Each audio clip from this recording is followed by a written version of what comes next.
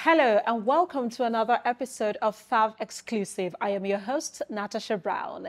Today we'll be speaking with an astute and young Nigerian who is an engineer, social reformer, public speaker, and like he calls himself, a problem solver. Do stay tuned and go nowhere. We'll be right back.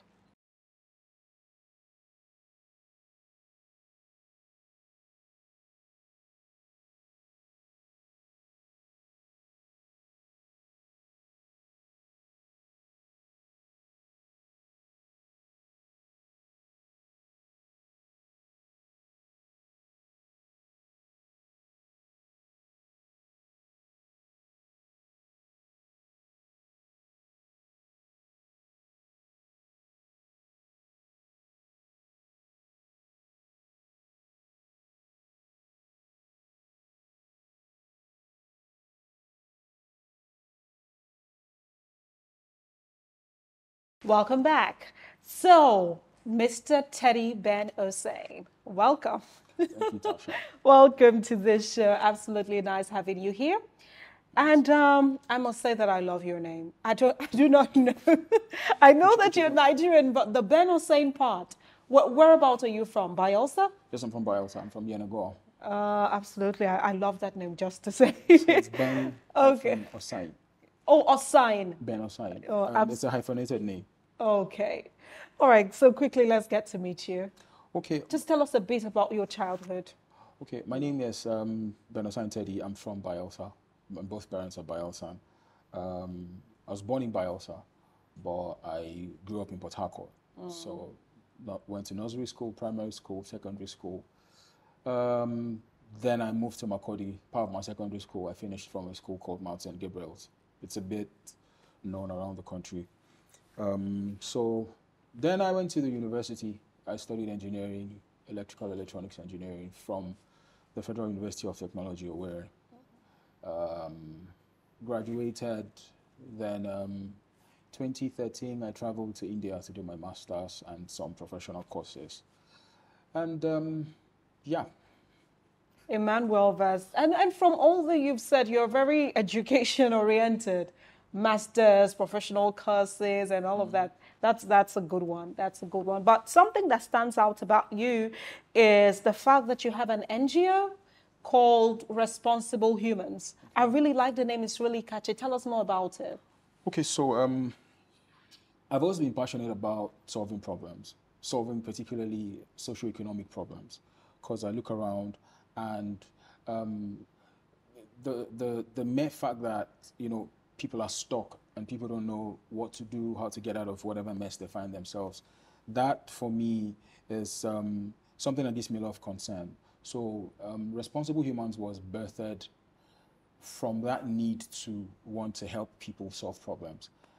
So I think from 2018, it was like something that we're just doing skeletally, but from 2018 it became something a bit formidable, and then we just engage in projects that drive change, that drive learning, that drive conversations about solving, like I said, socioeconomic problems. Well, one of the things that I like about your NGO, you said you offer basic education to juveniles. Yeah. Yeah, those in the juvenile home. Tell us a bit about that, because I know that even in this day and time, there is a lot of all these coming into criminality due to the get-rich-quick syndrome and all of that, and it's mostly from 15-year-olds, 16 years olds, and all of that. So shed a little light on that. Okay, so we started a project at the remand home in Port Harcourt. They call it the juvenile prison, but it's called the remand home in Borokiri. So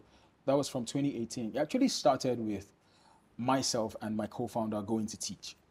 So teach what? I was teaching maths. Okay. I was teaching science and maths, and she was teaching English. So we're doing that, like, just for the love of it. We go there. I think I visited one time and I saw the kids, and they didn't really have like a proper school running the place. People just came to teach once in a while. So there wasn't really like a structure. So we decided to create some sort of semi-formal structure where these people were learning on a daily basis. So it started with us going to teach, and then it grew with us employing people to teach. So we got like 2 teachers taking the junior class and the senior class. And we did that from 2018 until COVID. You know, when the pandemic struck, there was a little bit of setback. We had to pause, but we're already working on, you know, getting back on that project again. Okay, you seem like someone who is very passionate about social reformation, and that's why one of your avenues is through this NGO. So I would like to ask, what drives you? What makes you this passionate about bringing about, you know, reformation? I mean, the Nigerian situation drives me. You know, every day I wake up in the morning, and there's stories of young people, you know, unable to thrive. Sorry to say, this country is designed in such a way that you can't thrive here. Yeah. If you have to thrive. But you were thriving. Well, I'm thriving amidst a lot of challenges. It's difficult to dream in Nigeria. You know, those of us that can still dream, it's a lot of work on you. The stress is too much. But you know, so that drives me. The fact that there's a lot of work to be done in Nigeria. There's a lot of work to be done, and complaining about the government doesn't solve the problem.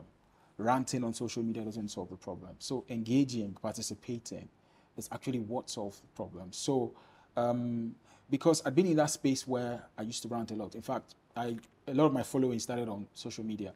You know, so you go on social media, and then the government did this, the government did that. I'm blasting, not insulting, but constructively critiquing. Criticizing. You know, this policy is not working. This should be done. That should be done. I'll speak all the grammar. And then this guy gets sense, and that's it. And I wasn't really making the desired change I wanted to see. So I had to move from social media ranting and talking. It's a rallying point. It's a good place to get people, to get like minds, but I had to move beyond social media to get concrete work done. Get concrete work done, engage with people, actually sit down, have conversations, talk about problems, mobilize, and see what we can do about these problems. So that was how it started for me, and yeah. Okay, so like you mentioned about thriving in Nigeria, that Nigeria almost seems to kill you or kill your dreams if you ever thought of dreaming, so to speak. But you were thriving though. So what would you say are the drawbacks that you have faced so far? I mean, with your business, with your NGO, and all of that. Okay, it's been challenging. I mean, if there's anything, the pandemic made it worse. You know, jobs were lost. Business closed down. You know, so it even made things a little bit very difficult for everybody, including myself. But the thing is, we have to keep going. You know, you have to keep finding ways to survive. You have to keep reinventing and reapplying yourself. So that's it. I mean, it's the present economy, the economic policies of this present administration has not really helped do much for business for SMEs, small businesses, for even jobs. You know, SMEs actually create the most jobs if you look at it. You know, so it's been challenging. Like you're doing business and working in a climate that doesn't really support growth per se. So that's like it. Power. I mean, you're running a business, you need power. Power cuts like 40, 50%, if not even 60% of the cost. I mean, what do you have left to even talk about, you know, expanding or dreaming or, you know, so, yeah. We understand that a lot of people are struggling, but still at the same time, a lot of people are thriving, even in the same climate, with the same drawbacks that the nation, that our country affords us, so to speak. Every other where you look, there is a whole lot of drama going on. There is a whole lot of brain drain, so to speak. People try to go into Bitcoin. The next thing CBN says is shut down. People try to go into crypto. They say this is illegal. Yeah. There is a whole lot going on in the nation, and we understand it. You know, it's not something that should be acceptable or should be accepted by us, but then it's what it is at this point in time. But still, we can still change the fact that in the same climate, there are people thriving, right? So I think right now is the period where youth should come together, gather together and try to see how they can build going forward. It's no more about, individual growth and saying, oh, I want to pursue my own thing by myself. If you have like minds around you, I am an advocate for get these people around you, rally around them, and you guys build things together. So this brings me to one of your groups that you were involved in, especially as youths trying to gain support and create as a collective. Back then when you were in Bielsa, the Concussion Group. Tell us more about that. Because actually I'm pushing for, we need more of these hubs, more of such communities, where the Nigerian youth can be able to see collective minds and create, together. So tell us about that Concussion and how, we can generate more ideas from such a community. All right. So Concussion actually was something that I wasn't like the founder, but I was like a member, like a lead member, probably maybe like one of the founders, if you put it that way. It was just young people in Bielsa at the time coming together to say, look, enough is enough of what is going on. We have to come together. A lot of people were doing their things individually. Members of Concussion were individuals thriving in their various spaces, doing their various projects. I was doing mine, the other guys were doing theirs. And then one day we're like, let's synergize, let's come together. Until we grow collectively, we will not be able to see the kind of surge that we want to see in our state. So people from all walks of life, different people, different professions, technocrats, progressives, we sat down on a table and then started talking about the Bielsa situation. Okay, what is the challenge? How do we solve it? And the idea was to provide cost-effective, pragmatic, sustainable solutions, and then be able to present maybe like a policy document to the government to say, okay, this is what we have seen are the challenges. We've looked at it. We have our team do their own research, and then this is what we've come up with as solutions to the problems. And then beyond that, part of it was even if the government does not adopt some of the solutions put out, we were going to fund some of these projects. And so it was, in fact, the policy formulation for the government was like the last thing. Concussion was built on individuals coming together to say, okay, we are going to do this, we're going to solve this problem, and then we're going to for example, one of the projects that came out of Concussion was something we wanted to do. It was my project, but it was something I do at the house. It was called the CRECH Project, Community Realizing Early Childhood Education, which is like an acronym for CRECH, but so it was modeling creches in communities. Like if you look at the UBE policy, yes, the government says there's a space for early child care education, but really, have you ever seen a state government build a crèche? You don't find that. So there's a lot of emphasis on do they even think exactly. to that so extent? There's a lot of emphasis on primary and secondary schools, but you don't have any emphasis crèche facilities on, the child from 1 year to age 5. So are you trying to tell me that between 1 year and 5 years, a child doesn't have any formal learning? It's more like the responsibility is on the parents. The parent. And then in rural communities, how many parents can actually afford to provide formal education for their kids? Climes like maybe Lagos, you see a 4-year-old already dancing ballet and speaking Spanish and Dutch, but some creek in the Niger Delta, this child is just roaming around in panties and eating what they call banga rice. So the idea was to create a system and a structure to model creches in communities, and those creches could actually be sustained by those communities, So there was, I don't want to go into much of the details, but these are like some of the kind of projects that we were birthing from Concussion groups like Concussion, young people coming together to. And are you advocating for more of such groups, to spring forth where the youth comes together as a collective, to be able to profess solutions to problems? Are you on that note that such communities should be replicated all through all of the states here in Nigeria?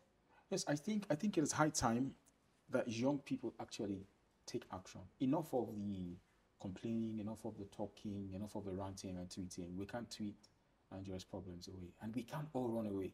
Everybody wants Jackba.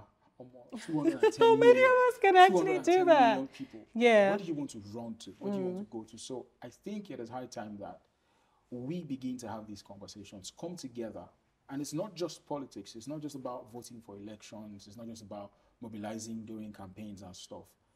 Sit down and solve problems, socioeconomic problems in our communities. Get together, what is the problem? And then that's why we have our brains, like to be able to conceptualize, to think, and provide solutions to our problems. Young people should.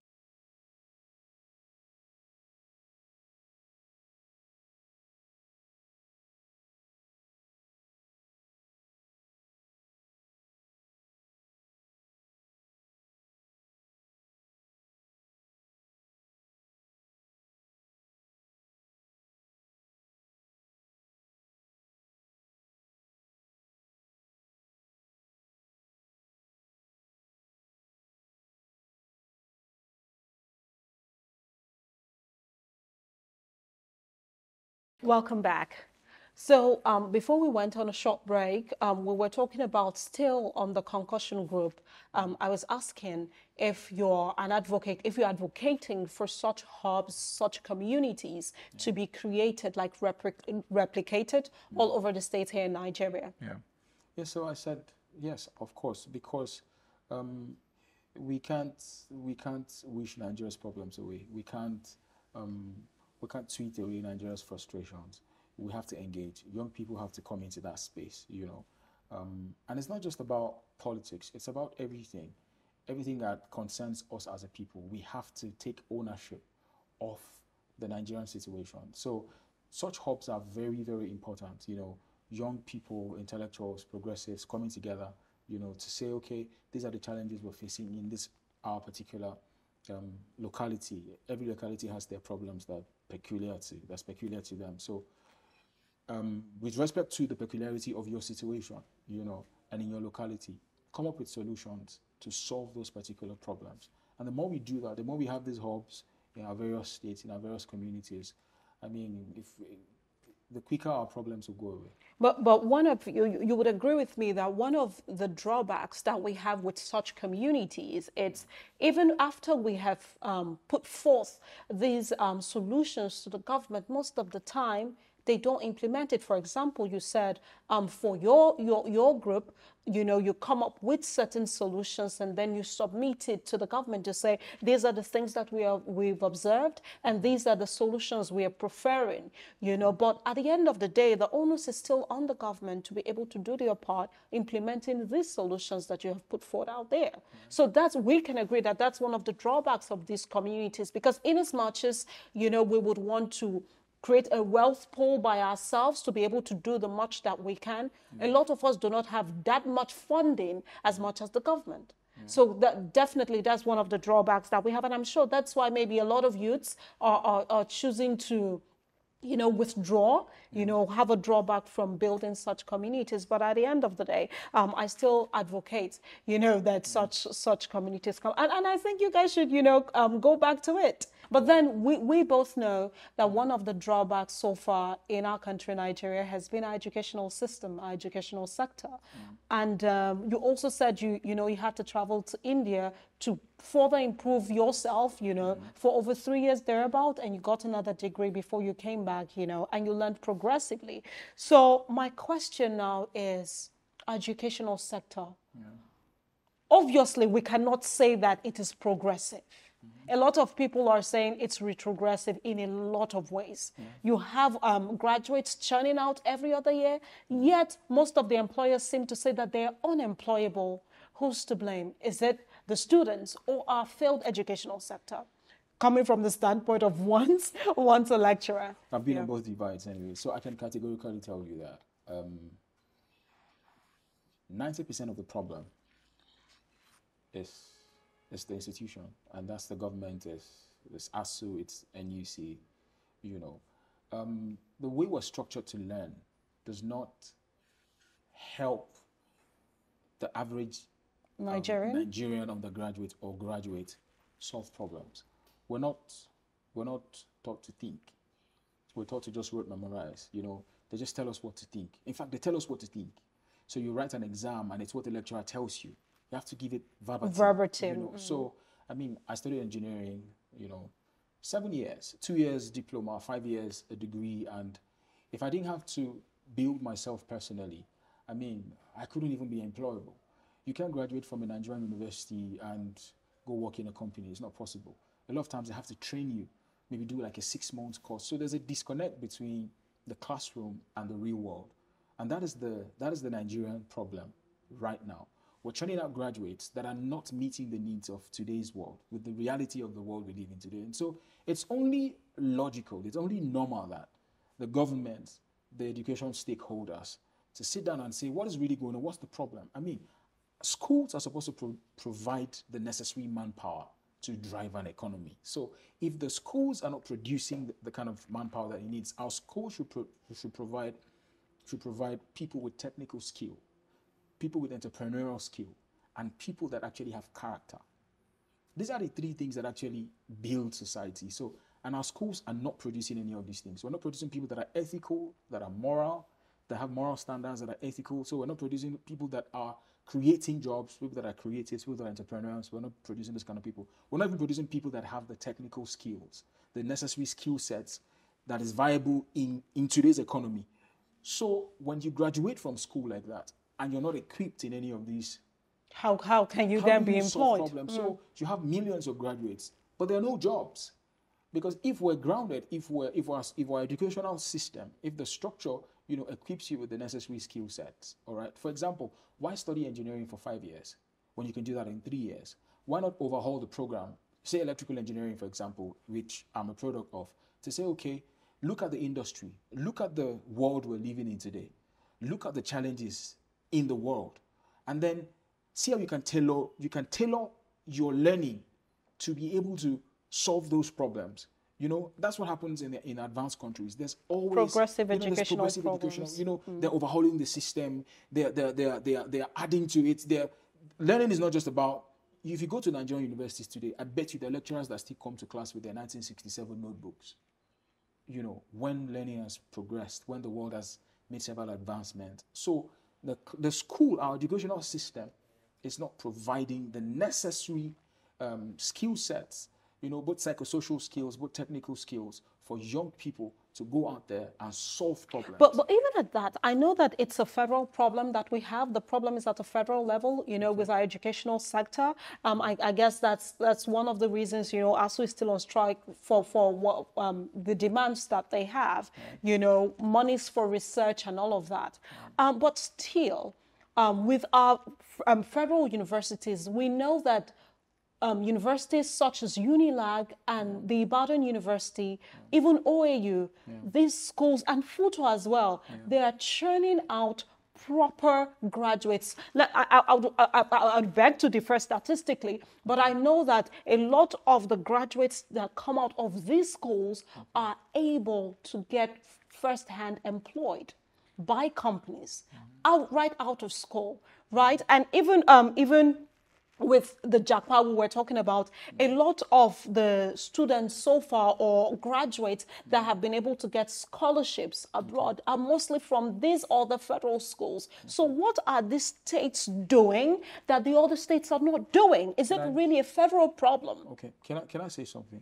I think most of the schools you mentioned, you talk about some of the old schools like University of Ibadan, UNILAG, University of Ife, and the rest of them. FUTO. I used to say, well, when you say proper, in what way? Like, I'm trying to be very... A lot of them are progressive in their thinking. A lot of them are entrepreneurial. But I tell you, most of the guys that you see doing these things, making these waves, a lot of them are doing it personally. A lot of them are doing it from personal work. A lot of them... I have a friend, I don't want to mention his name, that studied mechanical engineering. I studied electronics and electrical engineering, but I don't know as much as he does. He builds circuits in his house. He actually creates printed circuit boards in his house. He designs stuff. He's an automation guru. He's an automation expert. He learned on his own, in his house, in his room, right from school. He builds, just name it, he builds it. He is something else. And it wasn't from school. He went to FUTO like me. FUTO didn't teach him that. He built it on his own. YouTube videos, learning and stuff. So that brings me to the point that I feel like there's a disconnect. I feel like we're wasting money. The school fees we're paying, if we can tailor education to be able to solve critical problems. To solve problems, you're going to spend less money. You're going to spend less money, spend less time, and be able to provide solutions to problems. So why spend 5 years in school learning something you can learn in 2 years? You know, and then you create a pool. You're buying jam form. You're doing post-UME. You're doing. There's just money is just being generated from the system. Jam is making billions every year. You know, and when you put that beside the result, when you put the money being spent, the money circulating in the educational sector with the results that we're getting, there's an imbalance. There's an imbalance. There's a huge lot of imbalance. And so this is something that can easily be solved by just sitting down and looking at the policy, looking at the structure, and just tweaking it a little bit.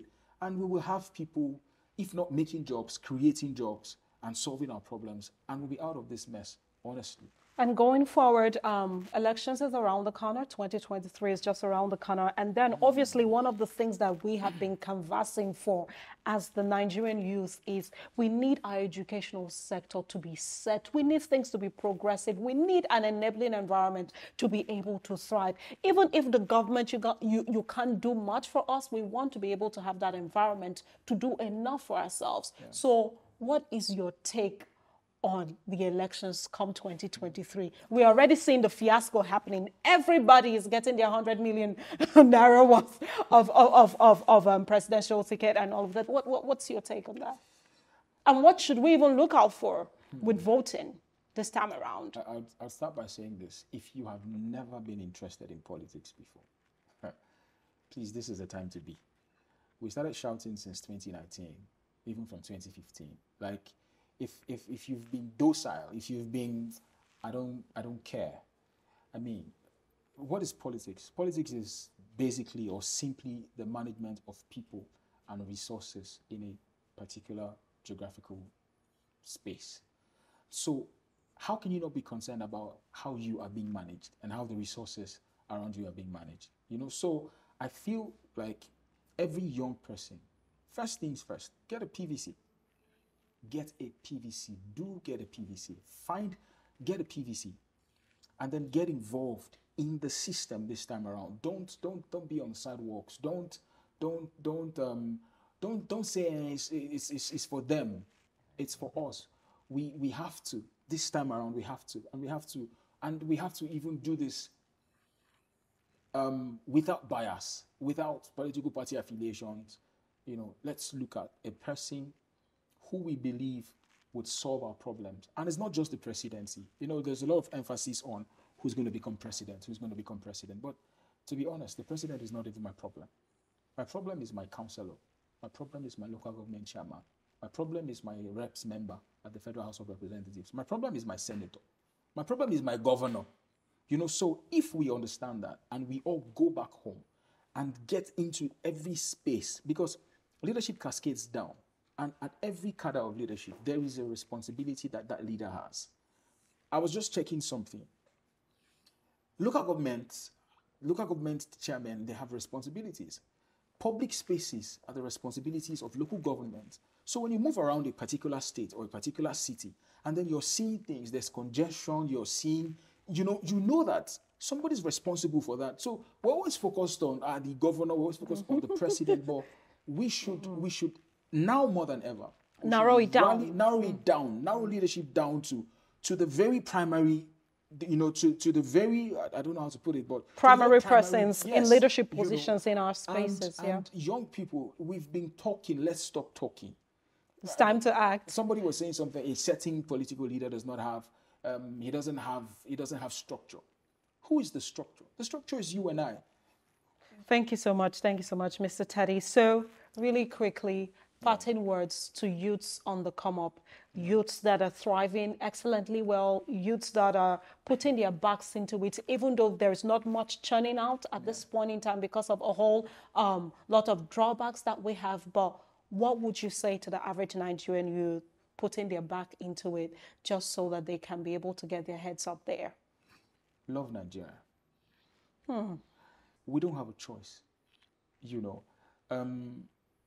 Nigeria, it's almost like Nigeria does not love you. So it's like loving something that doesn't love you, because the only way to get out of this mess is to love this country. So every day, wake up with some passion, some love for this country. I tell people that I don't love the entity. I don't love the national entity Nigeria, but I love Nigerians. I love our resilience. I love our diversity. I love the fact that the average Nigerian wakes up every morning and he strives to be a better person. He strives to do something. We create magic out of nonsense. So to the average Nigerian on the street, just keep loving this country. If you love this country, I don't love this country because the country loves you. It doesn't love you, to be honest. But we have to love it, because the only way we can break the cycle is to love this country and to do what we can do. Because, like I always say, we cannot run away. Yeah, thank you so much for your time, Mr. Teddy. Such an insightful conversation with you. Thank you. And I hope to have you next time still on the show. Okay, so youths, there you have it. To love Nigeria, but also I'll just add a little bit. Love yourself. Watch out for your mental health. Don't drown under the weight of the nation. And please, at every point in time you can, be happy and work hard just as you may. This is Thav Exclusive. I remain your host, Natasha. Thank you for watching. Bye for now.